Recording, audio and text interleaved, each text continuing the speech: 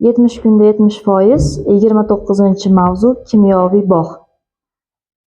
Kimyoviy bog' A va B modda bilan o'rtasidagi bog' bu kimyoviy bog' deyiladi. Bular yakka bog' va juft bog' bilan bog'lanadi va 3 ta bog' bilan ham bog'lanadi. Ularda yakka bog' bo'lsa doim sigma bo'ladi.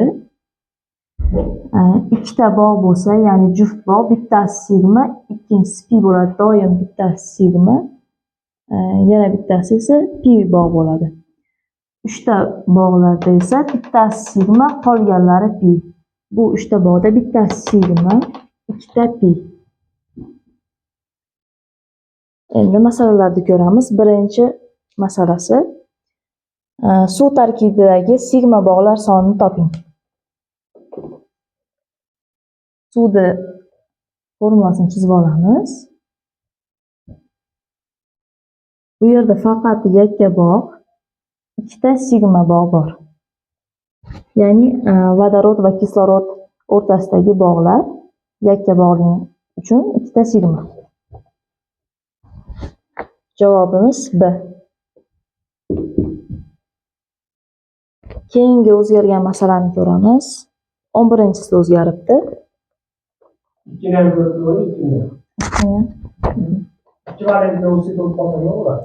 Ekvivalentli oksid bo'lib qolsa, 3-chisida o'zgaribdi. Kalsiy oksidi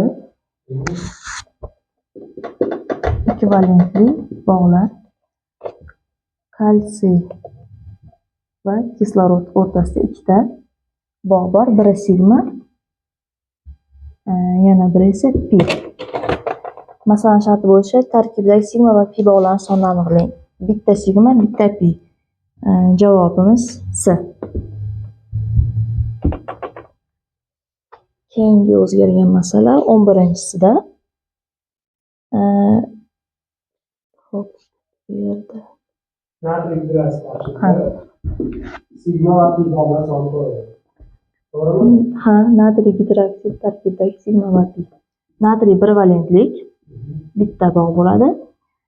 Kislorodimiz ikki valentlik, ikkita bog' tutadi va vodorod bir valentlik.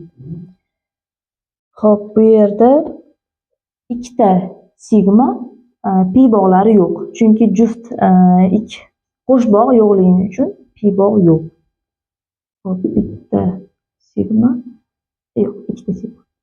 Ikkita sigma, 0 ta pi bog'. Javobimiz C javob. Nega 0 ta pi bo'ldi?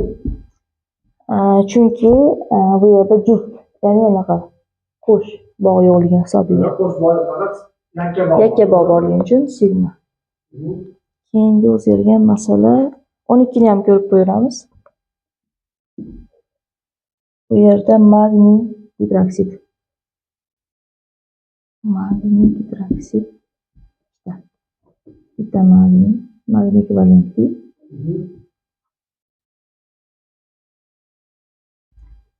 Kisloroddan ikkita va vodoroddan ikkita.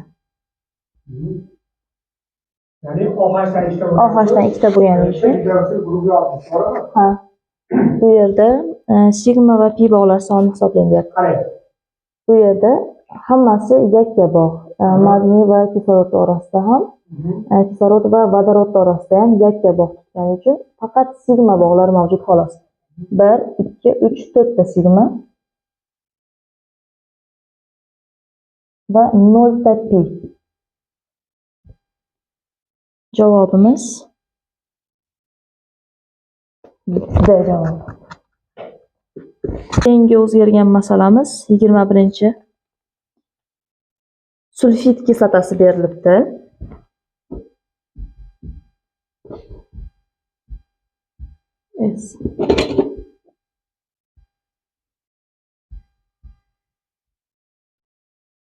Bu yerda ham sigma va pi bog'larning sonini aniqlang degan. Bu yerda hech qanday qo'sh bog' yoki 3 bog' yo'qligi uchun faqatgina sigma bog'lari bor xolos. Ikkita dona sigma.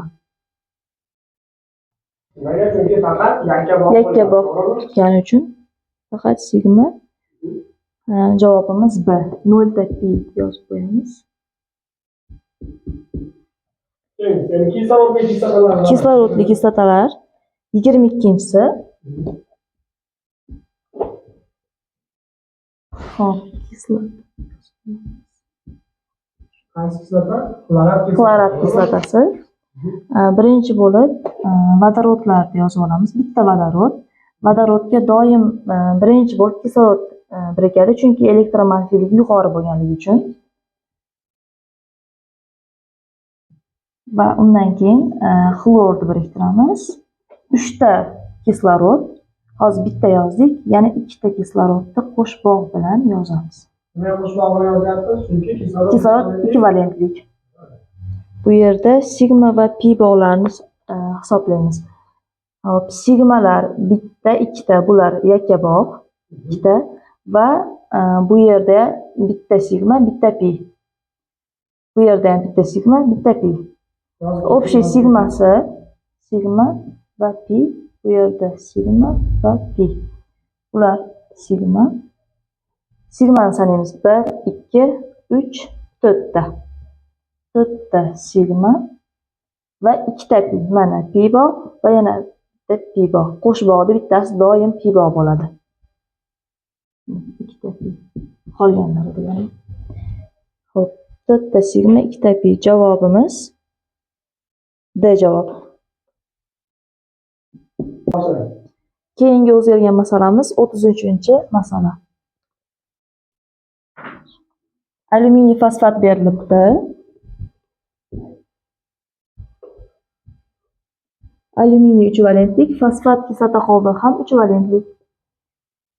Xo'p, alyuminiyni yozib olamiz va bu alyuminiyda 3 valentlik 3 ta bog' chiqaramiz.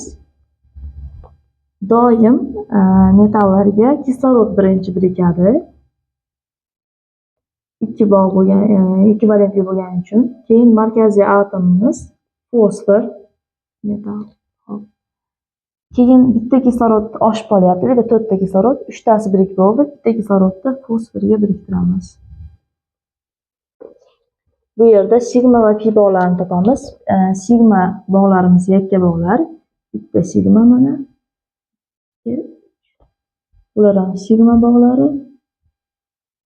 Bu yerda qo'sh bog' bo'lganligi uchun bittasi sigma, ikkinchisi pi bo'ladi. Yaxshi ko'rinmay qolgani uchun boshqatdan sigmalarni yozib chiqaman. Mana sigma. Yakka bog'lar doim sigma bo'ladi. Bu yerda qo'sh bog' biri sigma, ikkinchisi pi bo'ladi. Sanab chiqamiz sigmalarni.